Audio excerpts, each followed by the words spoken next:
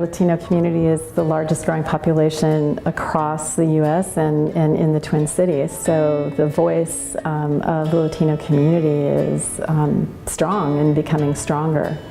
And I see Latinos contributing in every sector, of our community and business, and really see more Latino artists whose works in all media are starting to have a much stronger visibility and presence.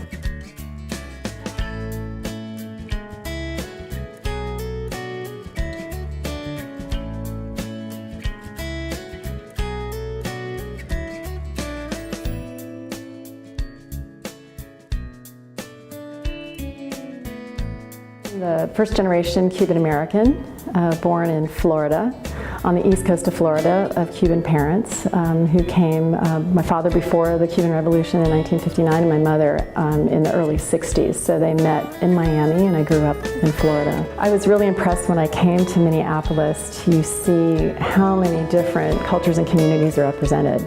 It really is a very pan-Latino community, which is more than I experienced in Washington, in Atlanta, Georgia, or Florida, where I live, where there's strong concentrations of certain populations. So that impressed me that there were immigrants coming from all over the world and coming at different moments. So there was this really nice intergenerational community of people from different Latino and Latin American countries, some born here, some coming from the outside. And that, I think, creates a really rich community of artists too. One of the first, in the first week I was here, I was invited to visit the studio of a Latino artist who invited other Latino artists in the community. So it was one of my first introductions to see the creative voices of Latinos here in Minnesota, working in all different kinds of media, sculpture, painting, photography, and really contributing to the community in really positive ways. And so we've tried to engage them in the work that we do here at the Walker in bringing both Latino and Latin American voices to our program.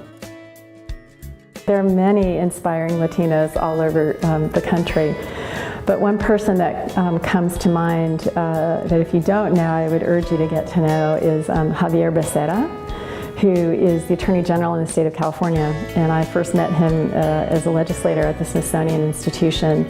And he is a really engaged legislator who's very supportive of arts and culture and is behind the bill and the movement to create a Latino museum in Washington, D.C. as part of the Smithsonian.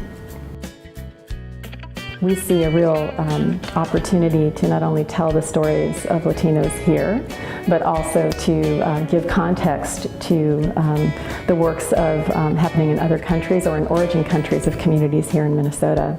And one great example is we're hosting an exhibition this fall of Adios Utopia, Dreams and Deceptions in Cuban Art since 1950, which is a large, ambitious exhibition that includes 100 artworks by 50 artists from 1950 to the present that really looks at the contributions of artists living in Cuba since 1950. We created a community advisory committee of Latino artists and scholars and students and universities to help us create programs that can really connect local audiences with this exhibition that brings the work from Cuba.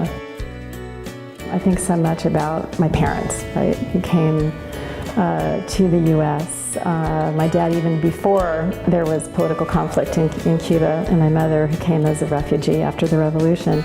But they came here because it's a place of opportunity, and because they could, seek education, seek asylum, seek support, and be able to build their lives and their families and contribute in meaningful ways. And so my hope is that space of opportunity and possibility that the U.S. has always been for communities and immigrant communities from all over the world could persist, and that we maintain, that tradition and that commitment and that leadership.